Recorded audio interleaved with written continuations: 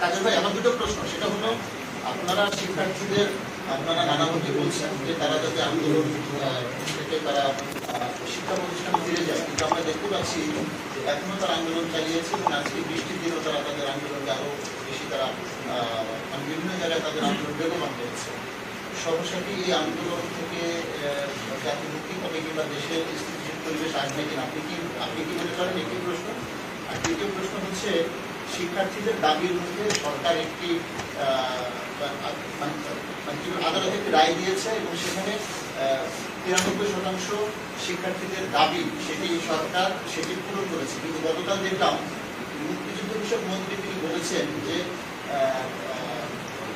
নাতি প্রতাপের মুক্তিযুদ্ধের নাতি প্রতাপের বোনা ফিরিয়ে আনার ব্যাপারে তিনি আদালতের কাছে যাবেন। তো এর আগে আমরা দেখেছি যে আওয়ামী লীগের অনেক দায়িত্বশীল নেতা তারা দায়িত্ব জ্ঞানহীন বক্তব্য দেওয়ার কারণেই কিন্তু এই আন্দোলনগুলো বেগবান হয়েছে। এখন আমরা সেই আন্দোলনকে বেগবান করার জন্য যারা বক্তব্য বলেন যে নানা ধরনের, আমি ঠিক জানি না তিনি কি বলেছেন। যদি বলে থাকেন এটা তার ব্যক্তিগত মন্তব্য, এটা সরকারের বা আমাদের দলের কোন সিদ্ধান্ত এখানে নেই। আমার প্রশ্ন ছিল, শিক্ষার্থীদের আন্দোলনের শুরু থেকে আমরা দেখলাম যে শিক্ষার্থীরা বারে বারে সরকারের মতো নির্বাহী বিভাগকে আলোচনার বসার কথা বলছিলেন, সেটা হয়নি। আবার শিক্ষকরাও তাদের আন্দোলন কারো করতে যায় আমরা দেখেছি যে তারাও বারবার আফসোস করে বলছেন যে আমাদের সাথে সরকারের কেউ কোনো আলোচনায় বসে না, আমাদের সম্পর্কে সিদ্ধান্ত নিচ্ছে তারা কোন রকম আমাদের সাথে কোনো আলোচনা না করে সিদ্ধান্ত নেওয়া হচ্ছে। বাংলাদেশ আওয়ামী লীগ কি আলোচনার বিষয়ে অনাগ্রহী হয়ে উঠছে কিনা? আলোচনা করে সমস্যা শিক্ষকদের সাথে তো পাশের রুমে আমি বসলাম, এটা পরে এটা ইদানিং প্রথম থেকে দেখা যাচ্ছিল যে শিক্ষকরা এই ছাত্র আন্দোলনের শুরু থেকে যেদিন থেকে 28 তারিখের আগ দিয়ে আমরা যখন শিক্ষকদের আন্দোলন কাভার করছিলাম, শিক্ষকদের ঢাকা ইউনিভার্সিটিতে কিংবা ছাত্ররা বারবার বলছিলেন যে আলোচনায় বসুন, আমাদের সাথে কেউ নির্বাহী বিভাগের শিক্ষকরা বলছেন যে আমাদের সাথে কেউ আলোচনা করছেন না কেন? বাংলাদেশ আওয়ামী লীগ কি আলোচনার পর থেকে সরে আসে? আলোচনায় বিশ্বাস কে বলছে? শিক্ষকদের না, শিক্ষকরা কিংবা ছাত্ররা। আমি যে বসলাম এটা কি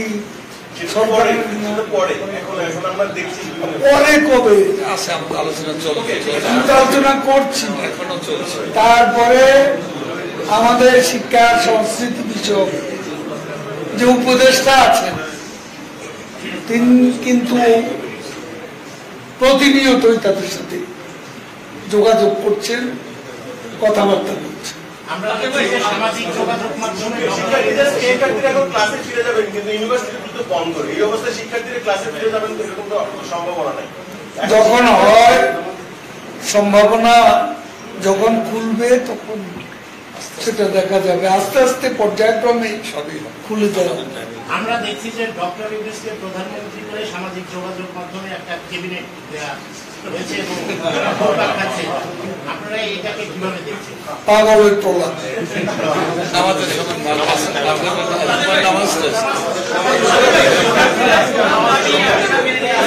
আপনারা জোহর নামাজ পড়বেন না?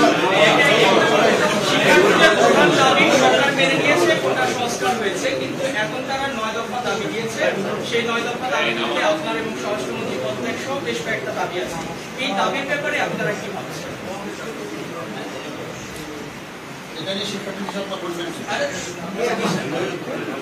দেখুন, এই আমি একটা কথা পরিষ্কার করে বলতে চাই, আমি আজকেও বলেছি,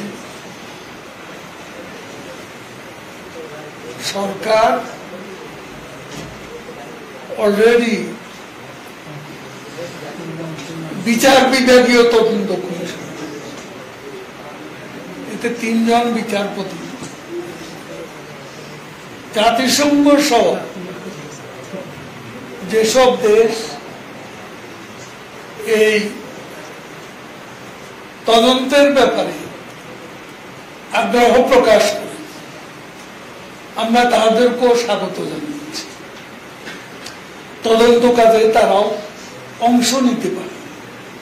এখন কে অপরাধী কে অপরাধী নয়, প্রতিটি হত্যাকাণ্ডের তদন্ত করতে আমরা বদ্ধপরিকর। সেখানেও সেটাও ওই যে তদন্ত কমিশন তার কার্যপরিধি আওতার মধ্যে পড়ে। কাজে বিষয়টি সেখানেই থাকবে, সেখানেই সিদ্ধান্ত।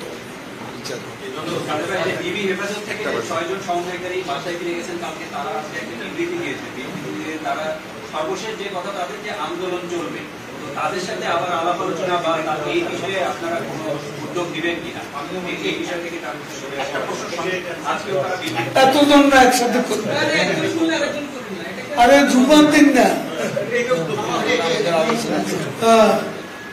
তারা আজকেও যে বিবৃতি দিয়েছেন তাতে তারা বলেছে যে 6 জন ডিবি হেফাজতে ছিলেন যে আন্দোলন চলবে, এই বিষয়ে তাদের সাথে আপনারা কোনো আলাপ আলোচনা বা কোনো উদ্যোগ দিলেন কিনা, যাতে সরকার কোনো সিদ্ধান্ত নিলে আপনাদের জানাবো।